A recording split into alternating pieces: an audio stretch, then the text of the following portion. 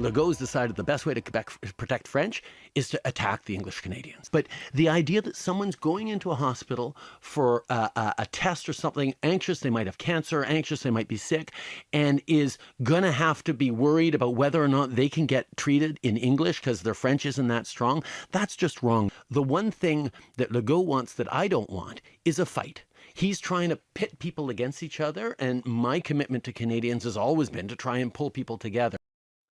En tout cas, nouvelle flamèche à prévoir entre Ottawa et Québec quand vous écoutez le ton du premier ministre qui a affirmé en entrevue qu'un anglophone pourrait avoir de la difficulté à recevoir des soins de santé au Québec. Il fait référence à la loi 96 qui oblige les immigrants à communiquer en français avec tous les services gouvernementaux 6 mois après leur arrivée au Québec.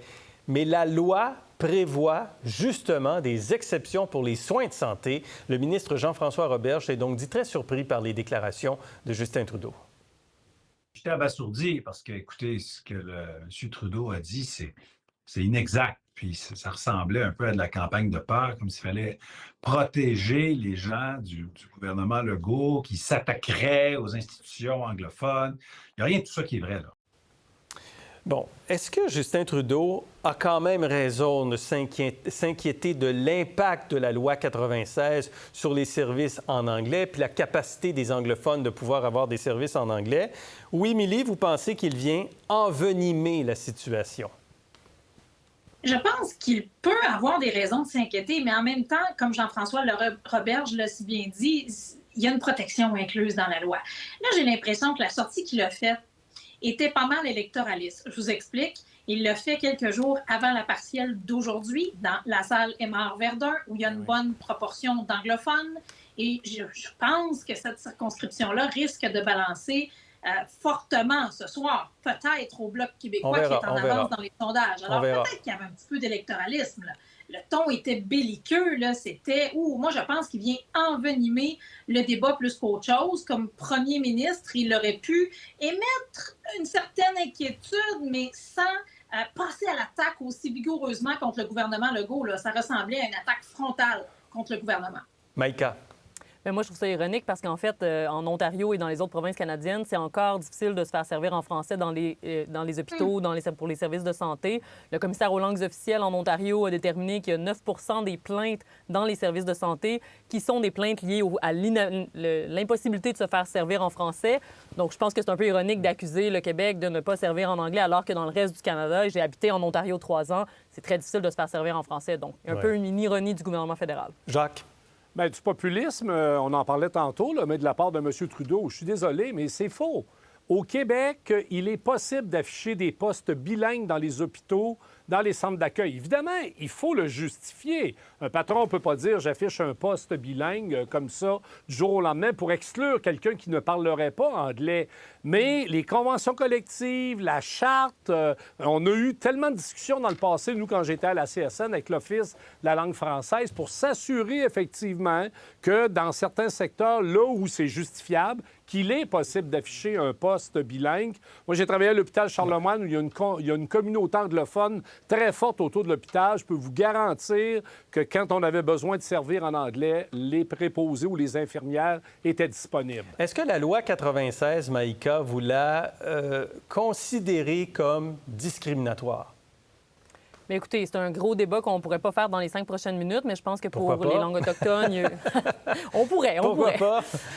Mais je pense qu'il y a certains aspects de la loi qui sont critiquables. Après coup, je pense qu'au Québec, une majorité des gens sont d'accord avec la protection du français. On a vu qu'il y a un recul de 1 % dans les gens qui, à la maison, parlent le français. Je pense que tous les partis sont d'accord, ou presque, en tout cas, ouvertement, que le français doit être protégé davantage. On voit une baisse, puis une baisse de 1 %. C'est beaucoup de locuteurs en quelques mois qu'on a perdu, là, selon les chiffres qu'on a reçus récemment. Émilie, vous disiez que Justin Trudeau fait de la politique comme ça, compte tenu du contexte, mais est-ce que François Legault fait de la politique? Est-ce que François Legault s'en prend aux anglophones? Est-ce que vous percevez ça, vous? Moi, j'ai plus l'impression que François Legault est un nationaliste. Vous le savez d'où il vient, un ancien indépendantiste. Donc, François Legault, pour l'avoir connu, est quelqu'un qui est extrêmement nationaliste, qui a à cœur, mais vraiment, vraiment à cœur, la protection de la langue française au Québec. Donc, je pense pas que ce soit une attaque contre personne, mais plus une protection. Être certain qu'à long terme, le seul peuple francophone qui est le Québec en Amérique du Nord survive et survive bien. Ça, il nous en a parlé souvent en caucus. Pour lui, c'est important. Donc, je ne pense pas que ce soit contre personne, mais plutôt pour le français au Québec. Oui, mais on sent les inquiétudes du côté anglophone. Les médias anglophones en parlent beaucoup. Dans la communauté ou les communautés qui parlent en anglais, on exprime beaucoup d'inquiétudes sur l'impact de la loi 96, sur la possibilité d'avoir des services dans sa langue, Jacques. Oui, mais Gérald, depuis que l'histoire est l'histoire du Québec des 60 dernières années, à chaque fois qu'on lève une pièce législative ou qu'on lève un drapeau pour dire « Attention, on est en train de reculer, il faut prendre des mesures politiques », la communauté anglophone, les médias anglophones nous annoncent la fin. Alors que, dans les faits, ce qu'on fait, c'est pas d'attaquer les anglophones, mais c'est de protéger le français. Avec des discours comme celui de M. Legault, c'est sûr que ça crée une peur comme ça de la part des communautés anglophones. J'ai raté le début de ce que vous avez dit, Maïka. Bien, je disais, avec la déclaration de M. Trudeau, c'est sûr que ça augmente la peur chez les anglophones, évidemment. Vous pensez que M. Trudeau alimente cette peur-là? Tout à fait. Comme le disait Émilie, c'est utile pour la partielle, c'est utile pour des électeurs anglophones qui voteraient pour le Parti libéral, d'avoir des phrases comme ça qui, évidemment, c'est faux. Là. Une recherche facile permet de dire que dans la loi, il y a une provision pour les services de santé. Donc, c'est faux, mais ça alimente une certaine peur, puis ça alimente une division aussi entre le gouvernement du Québec et le gouvernement du Canada. Et curieusement, c'est une question linguistique, alors que c'est le Bloc québécois qui est en avance d'un sondage. Donc, ouais, voilà. Exact. D'ailleurs, réaction du chef du Bloc québécois aujourd'hui. On peut être en désaccord, on peut à la limite avoir chacun sa vérité, mais il y a des faits qui sont incontestables. La loi québécoise garantit l'accès aux soins en anglais. Il est allé vraisemblablement dans une perspective de galvaniser un certain électorat anglophone de la circonscription de LaSalle-et-Mort-Verdun et peut-être globalement de partout au Canada avec une forme de dénigrement du Québec pour faire sortir des électeurs. En tout cas, puis vous l'avez un petit peu mentionné, je voyais M. Legault la semaine passée à Sainte-Anne-de-Bellevue avec M. Trudeau, où M. Legault critiquait M. Trudeau publiquement. Dans l'après-midi, il y avait un autre point de presse. Il critiquait encore davantage M. Trudeau. Puis aujourd'hui, on entend cet extrait en anglais dans une station de radio où M. Trudeau critique M. Legault. Jacques, de toute évidence, les relations se détériorent entre le gouvernement Trudeau et le gouvernement Legault. Ils vont pas très bien, les relations entre le gouvernement de M. Legault et le gouvernement de M. Trudeau depuis un certain temps. Là, on a passé tout le printemps à parler de l'enjeu de l'immigration où Québec dit que c'est la faute d'Ottawa, puis Ottawa dit que Québec devrait commencer par contrôler au moins la moitié de l'immigration des travailleurs migrants qui rentrent au Québec.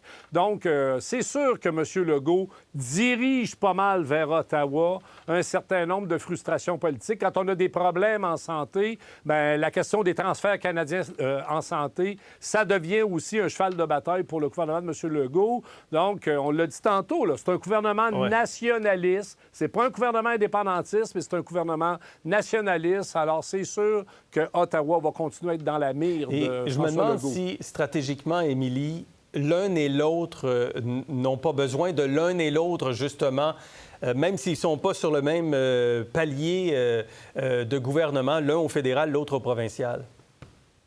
Bien, c'est encore embêtant parce qu'il y a une bonne partie de l'électorat de la CAQ qui vote Parti libéral du Canada et bon, ils ont peut-être besoin de l'un d'autre, mais chose certaine, il faudra que ça s'améliore. Parce que dans les faits, là, justement, la question de l'immigration temporaire et des seuils, elle pose de réelles questions sur le terrain, de réels enjeux, et il faudra que les deux trouvent une façon, si c'est pas eux-mêmes, en tout cas par leur ministre interposé, de s'entendre. Merci à vous trois. Il faut s'arrêter ici. Merci, Jacques. Merci Maïka. Merci Émilie d'avoir été avec nous. Pour voir nos émissions en entier, rendez-vous sur la chaîne Ici RDI.